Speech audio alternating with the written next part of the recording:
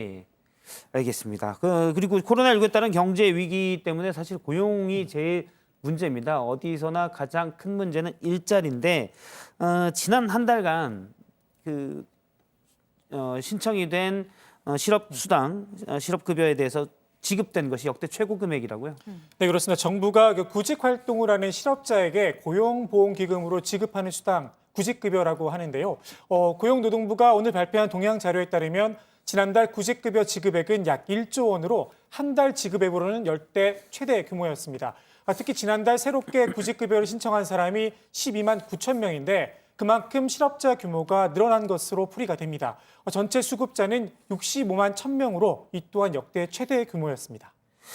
예, 이렇게 통계 수치를 많이 보여주고 하는 것들이 정부가 발표하는 내용을 보면 그만큼 고용 현실이 어려워졌다는 건데요. 사실 이 실업급여는 고용보험에 가입돼 있는 사람들이 받는 건데 실제 가입돼 있지 않는 사람들도 많잖아요. 네, 당장 청년 취업준비생들은 이러한 통계 규모에 포함이 안 됩니다. 그래서 이 코로나19로 각 기업들이 채용을 연기하거나 또 규모를 줄이고 있는 상황인데요. 자, 게다가 노동부의 이 같은 동향은 이 고용보험 가입자를 대상으로 한 것이기 때문에 고용보험에 가입하지 않은 학습지 교사와 같은 특수 고용직 종사자 그리고 프리랜서, 자영업자 등은 통계에서 제외돼 전체 취업 동향이나 고용 시장을 보여주는 데는 어느 정도 한계가 있기도 합니다. 정부가 이제 그러니까 고용보험 가입 확대를 문재인 대통령도 좀 얘기를 했죠. 네, 어제 문재인 대통령이 취임 3주년 특별 연설에서 그 얘기를 한 건데요. 이 고용 안전망을 확충하는 건 우리 경제의 역동성을 위해서 필요한 과제다라고 강조하면서 전 국민을 대상으로 하는 고용보험을 추진하겠다라고 밝혔는데요. 들어보시죠.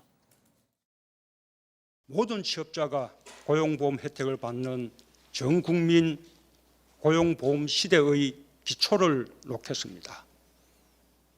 아직도 가입해 있지 않은 저임금 비정규직 노동자들의 고용보험 가입을 조속히 추진하고 특수고용 노동자, 플랫폼 노동자, 프리랜서, 예술인 등 고용보험 사각지대를 빠르게 해소해 나가겠습니다.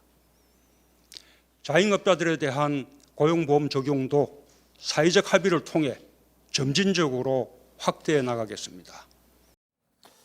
그러니까 저임금 비정규직 노동자 등 취약계층부터 순차적으로 이 가입을 추진하고 이 특수고용 노동자 증으로 또 확대해 나가겠다라는 건데요. 관련해서 이재갑 고용노동부 장관 역시 내년부터 이 특수고용직 종사자와 예술인에게 고용보험을 적용하는 방안을 추진하겠다라고 밝혔습니다.